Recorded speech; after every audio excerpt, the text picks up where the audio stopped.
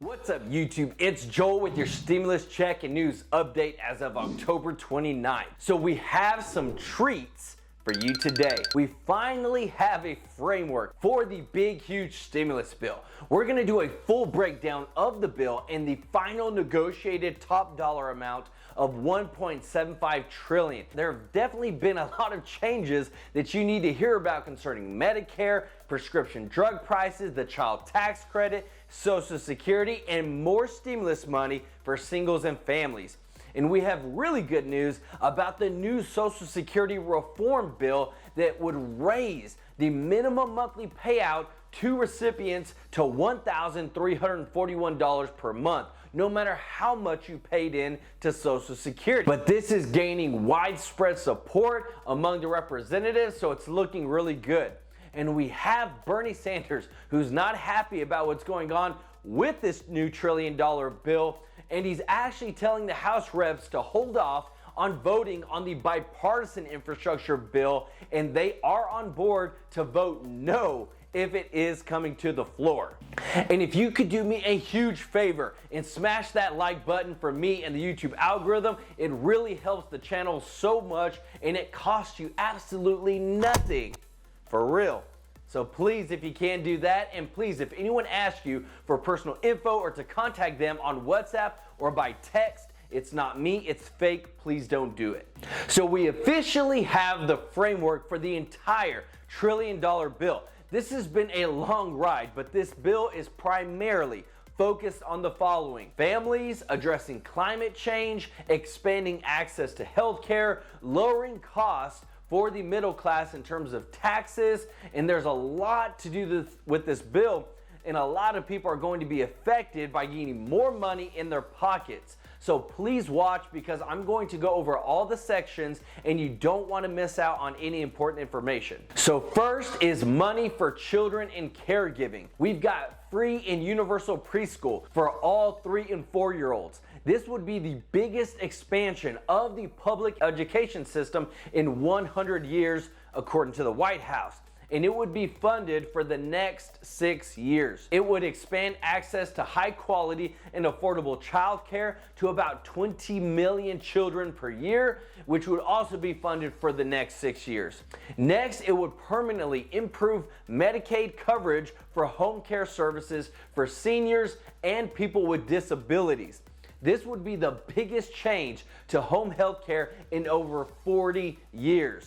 And lastly, it would expand the enhanced child tax credit, the one that parents have been receiving those monthly checks on, that came from the American Rescue Plan, that's provided more than 35 million households up to $3,600 per child, or in essence $300 per month in tax cuts per child. So they're going to extend that. And next is combating the climate change. So the largest portion of the framework of this bill is focusing on climate, and this would include the largest legislative investment in combating climate change in U.S. history. So the framework Biden is set to lay out will put the U.S. on track to meet Biden's Paris Agreement goal, which is a 50 to 52% reduction in greenhouse gas emissions below 2005 levels by the end of 2030. Next, there would be $320 billion for clean energy tax credits. This includes 10-year expanded tax credits for utility scale and residential clean energy transmission and storage, clean passenger and commercial vehicles, and clean energy manufacturing. They would also put in $105 billion to address extreme weather, pollution in communities, and the creation of a civilian climate corps to conserve public lands and bolster community resilience. Next, it would be $110 billion in investments and incentives for clean energy technology, manufacturing, and supply chains, with another $20 billion to provide incentives for the government to purchase next generation technologies, including clean construction materials. So the next section we're going into is lowering healthcare costs. This would lower premiums for 9 million Americans who buy insurance through the Affordable Care Act. It would close the Medicaid coverage gap and deliver health care coverage through the Affordable Care Act, premium tax credits to certain uninsured Americans. Next, it would expand Medicare coverage to include hearing services. Now, I know that they talked about including dental and vision as well, but those actually didn't get included in the bill. But what didn't get included was that Kyrsten Sinema struck a deal with Biden on lowering prescription drug prices to allow for cheaper, more affordable prescriptions for everyone. Next, there would be tax credits and lowering costs for middle class. We have $150 billion to expand access to affordable housing.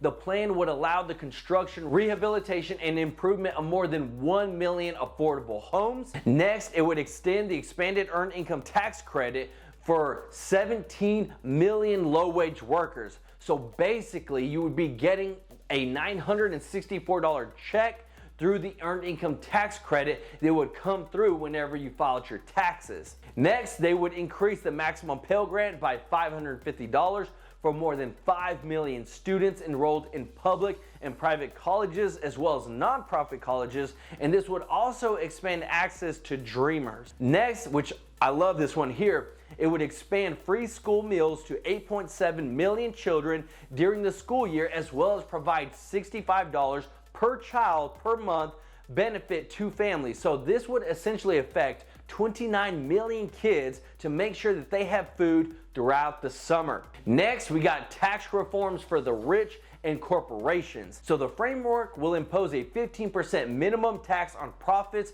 of corporations that report more than $1 billion in profits to shareholders. It also includes a 1% surcharge on corporate stock buybacks. The plan would adopt a 15% country by country minimum tax on foreign profits of U.S. corporations. It would impose a new surtax on the income of multimillionaires and billionaires. There would be a 5% rate above income of 10 million and an additional 3% surtax on any income above 25 million. So the White House has repeatedly said that anybody making less than $400,000 per year will not see any tax increases. Next, they want to hire IRS enforcement agents who are trained to pursue wealthy evaders, and it would update IRS's technologies. So that's all pertaining to the framework. I mean, this bill started out at $6 trillion with Bernie Sanders, then it was brought down to $3.5 trillion, and it has actually come down to $1.75 trillion. So since we finally have